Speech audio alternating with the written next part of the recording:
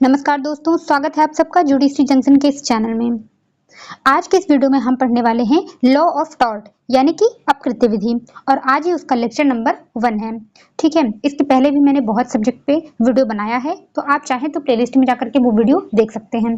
ठीक है, तो चलिए आज हम देखेंगे लॉ ऑफ टॉर्ट, और उसमें हम समझेंगे अपकृत्य का अर्थ क्या होता है, उसकी परिभाषा क्या दी गई है, और अपकृत्य की प्रकृति क्या है। ठीक है, ये चीज आज हम देखने वाले हैं, और इसके साथ हम देखेंगे केस भी।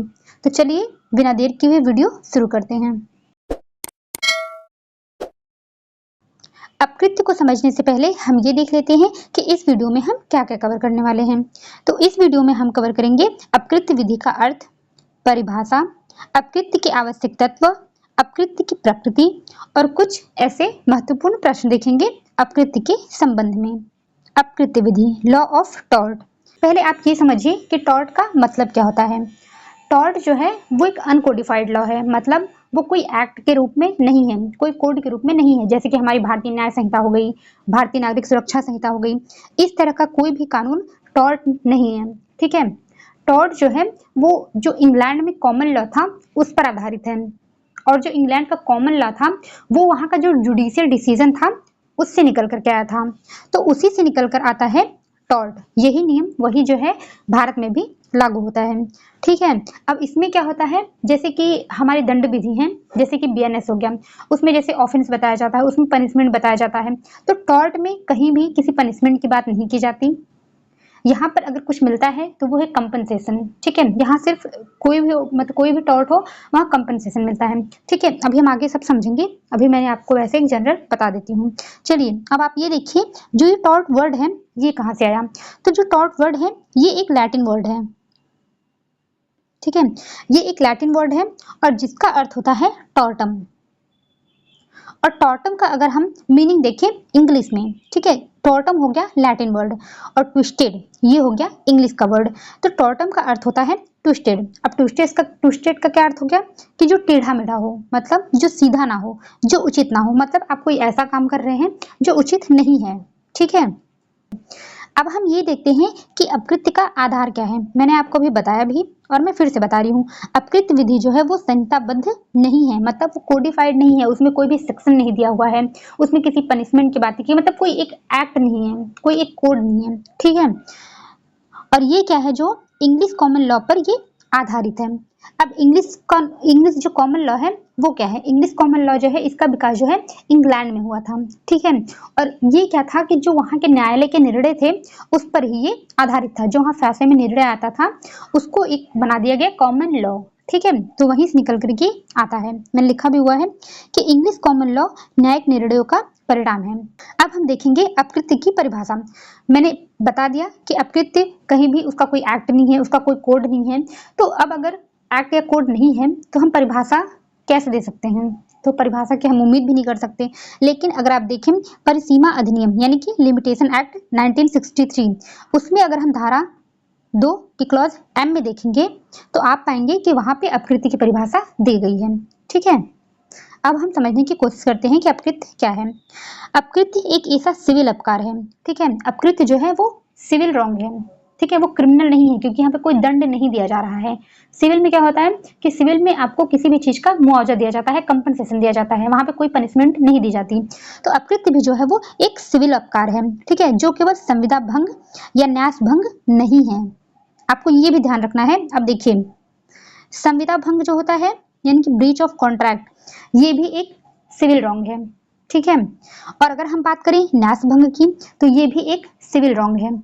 ब्रीच ऑफ कॉन्ट्रैक्ट क्या होता है, ब्रीच ऑफ कॉन्ट्रैक्ट में क्या होता है कि जब दो पार्टीज होती हैं वो आपस में एक एग्रीमेंट करती हैं किसी चीज को करने या ना करने के लिए। ठीक है, और जब वहां पे उसका भंग किया जाता है, मतलब जो उसमें कॉन्ट्रैक्ट हुआ है जब उसका ब्रीच किया जाता है, तो वहां पे जो कंपनसेशन दिया जाता है वो पार्टी डिसाइड करती हैं। ठीक है, कि हाँ क्या होगा या फिर नहीं भी होता है तो कोर्ट डिसाइड करती है। लेकिन पहले से वो संविदा जो है वो पहले से किया गया रहता है। ठीक है, लेकिन टॉर्ट में ऐसी कोई बात नहीं है। टॉर्ट अगर कोई किसी के प्रति कोई टॉर्ट हो जाए, जैसे कोई न्यूसेंस कर रहा है या फिर कोई नेग्लिजेंस कर रहा है, कोई डिफेमेशन कर रहा है, तो क्या पहले से वो डिटरमाइंड है? नहीं, वो पहले से नहीं होता है। ठीक है। तो संविदा भंग जो है वो सिविल अपकार तो है लेकिन वो टॉर्ट नहीं है। दूसरी बात क्या की गई, न्यास भंग। न्यास भंग भी आप समझ रहे होंगे कि जैसे मान लीजिए कोई प्रॉपर्टी है, ठीक है, और उसकी देखभाल करने के लिए आप किसी को सौंप देते हैं और ये कहते हैं कि इससे जो भी फायदा होगा वो आप मान लीजिए किसी अपने बच्चों के लिए, उनके बेनिफिट के लिए आप यूज करिए, ठीक है। आप कुछ भी ऐसे बोल सकते हैं चाहे वो किसी के भी फायदे के लिए हो। तो आप अगर किसी ने अपनी संपत्ति को या फिर कोई अपनी अधिकार या कोई जिम्मेदारी को किसी के पास ट्रस्ट करते हैं तो वो हो गया न्यास भंग। अगर आप देखेंगे तो न्यास भंग और जो ब्रीच ऑफ कॉन्ट्रैक्ट ये दोनों ही सिविल रॉन्ग तो हैं लेकिन दोनों टॉर्ट नहीं है, ठीक है। ये बात आपको ध्यान रखनी है। तो फिर देख लीजिए आप, अपकृत्य एक ऐसा सिविल अपकार है, एक बात आपको याद रखनी है कि अपकृत्य जो है वो सिविल अपकार है, और दूसरी बात ये संविदा भंग या न्यास भंग नहीं है, ठीक है। इतनी बात आपको ध्यान रखनी है। चलिए अब देखते हैं कि कुछ ऐसे जूरिस्ट हैं उन्होंने भी अपना मत दिया हुआ है, ठीक है। इनको देखते हैं अब। एक है सामंत महोदय, ये क्या कहते हैं कि अपकृत्य एक सिविल अपकार है। वही बात जो मैंने अभी परिसीमा अधिनियम में पढ़ा है आपको, वही सेम बात उन्होंने भी कहा कि अपकृत्य जो है एक सिविल अपकार है और जिसके लिए उपचार क्या है, इसके लिए अनिर्धारित नुकसानी। अब देखिए जैसे कोई कॉन्ट्रैक्ट होता है तो आप पहले से ये डिसाइड कर सकते हो ना कि अगर मान लीजिए किसी ने कॉन्ट्रैक्ट का ब्रीच किया तो आप इतने रुपए कंपनसेशन दोगे, लेकिन जो अपकृत्य है वो तो अचानक से हो रहा है कुछ भी, तो आप उसमें कोई भी नुकसानी जो है वो कैसे निर्धारित कर सकते हैं पहले से। तो इसमें क्या होता है, उपचार जो होता है अनिर्धारित नुकसानी होती है, इसमें जो नुकसानी दी जाती है वो कोर्ट डिसाइड करता है ना कि व्यक्ति, ठीक है।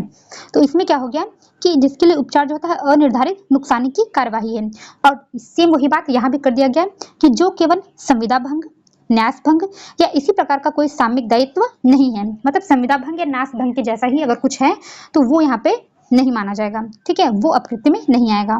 सामंत की परिभाषा में आपको ये ध्यान रखना है कि ये एक सिविल अपकार है, पहली बात।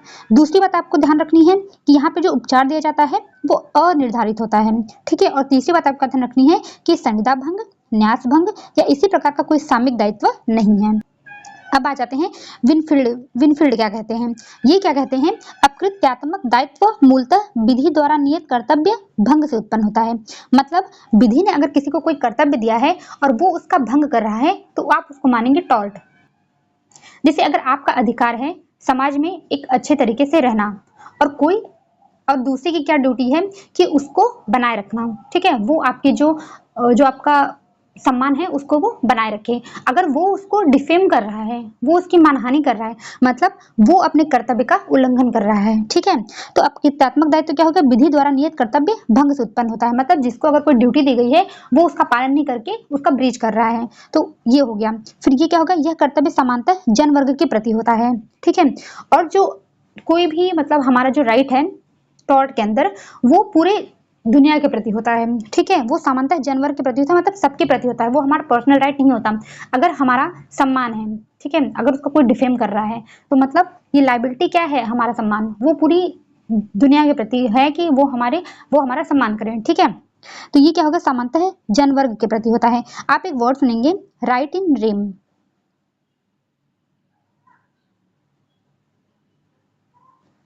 ठीक है। राइट इन रेम क्या होता है, मतलब सर्वबंधी अधिकार, ऐसे अधिकार जो सबके प्रति होता है, ठीक है। तो टॉर्ट भी जो है वो राइट इन रेम है।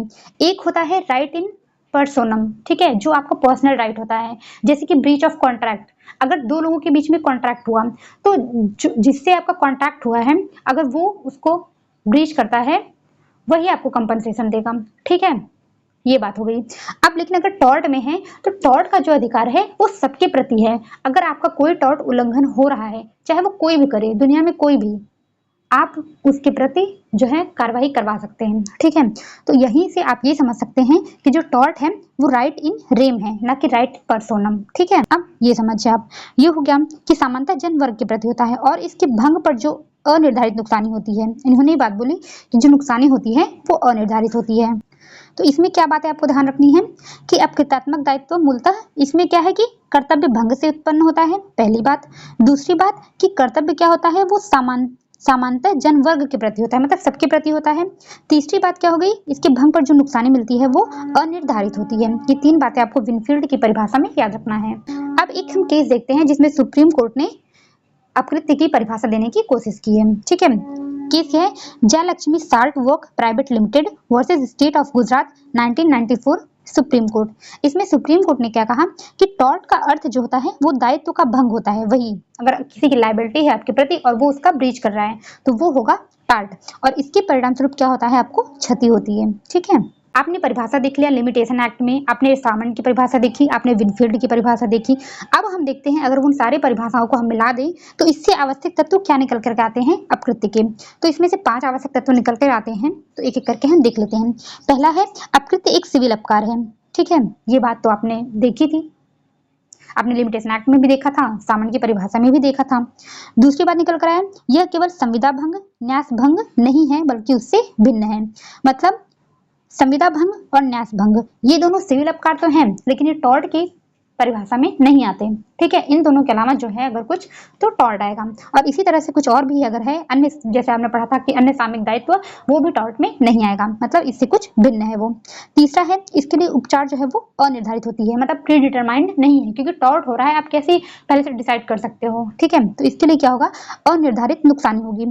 फोर्थ क्या है, अपकृत्य में कर्तव्य जो है विधि द्वारा निर्धारित होता है। इसमें कोई कर्तव्य है तो लॉ उसको डिटरमाइन करता है। ठीक है, वो निर्धारित करता है, व्यक्ति नहीं कर सकते। पांचवा कर्तव्य जो है जनवर्ग के प्रति होता है, मतलब वही राइट इन रेम मैंने आपको बताया था। अब हम देखेंगे अपकृत्य की प्रकृति। ठीक है, अभी मैंने ऊपर आपको 2 लोगों की परिभाषा बताई थी, एक विनफील्ड की और एक सामंत की। तो प्रकृति को समझने के लिए आपको इन दोनों की बातों को ही समझना पड़ेगा। ठीक है, क्योंकि यहीं से आपको प्रकृति पता चलेगी कि टॉर्ट की प्रकृति कैसी है। तो पहले हैं जो सामंत और दूसरे हैं विनफील्ड। सामंत क्या कहते हैं अपकृत्य को, ये कहते हैं कि अपकृत्य जो है ये अपकृत्यों की विधि है, मतलब ये लॉ ऑफ टॉर्ट्स है, मतलब ये यहाँ पे एक एस लगा देते हैं। ठीक है, दूसरे हैं विनफील्ड, ये क्या कहते हैं अपकृत्य की विधि। टॉर्ट को ये कहते हैं अपकृत्य की विधि, मतलब लॉ ऑफ टॉर्ट। अब किसका एम्बिट बड़ा है किसका छोटा है वो अभी हम आगे देखेंगे। सामंत क्या कहते हैं इसके बारे में वो भी देखेंगे, विनफील्ड क्या कहते हैं उसको भी देखेंगे अच्छे से। ठीक है, अब पहले हम सामंत के अनुसार देखते हैं। सामंत कहते हैं कि यह अपकृत्यों की विधि है, मतलब लॉ ऑफ टॉर्ट्स है, और ये कहते हैं कि अपकृत्य की एक निश्चित संख्या है जिसके बाहर कोई अपकृत्य का दायित्व नहीं होता। अब ये क्या कहते हैं कि अपकृत्य की जो संख्या है वो निश्चित है। अब इन्होंने देखिए पहले उसको समझिए, पहले आप इन्होंने ये देख लिए कि इन्होंने एक सिद्धांत दिया, पिजन होल थियोरी, जिसको बोलते हैं कबूतर खाने का सिद्धांत। बहुत ही इंपॉर्टेंट है ये, आप इसको याद कर लीजिए। ठीक है, हाँ ये यहाँ पे लिखा हुआ ये लोकप्रिय नहीं रहा, लेकिन एग्जाम के पॉइंट ऑफ व्यू से ये लोकप्रिय तो है, मतलब इंपॉर्टेंट है। ठीक है, तो इन्होंने एक सिद्धांत दिया कबूतर खाने का सिद्धांत।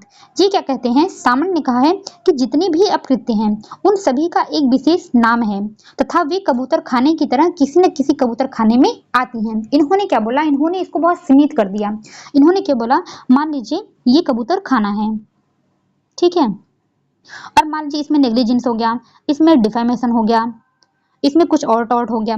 ठीक है, कुछ भी ऐसा हो गया जो टॉर्ट में आ रहा है, मान लीजिए बैटरी हो गया, असॉल्ट हो गया, कुछ भी। ठीक है, तो अगर ये इसमें कह रहे हैं कि जितने भी अपकृत्य हैं उन सब का एक विशेष नाम है तथा वे कबूतर खाने की तरह किसी न किसी कबूतर खाने में आती हैं।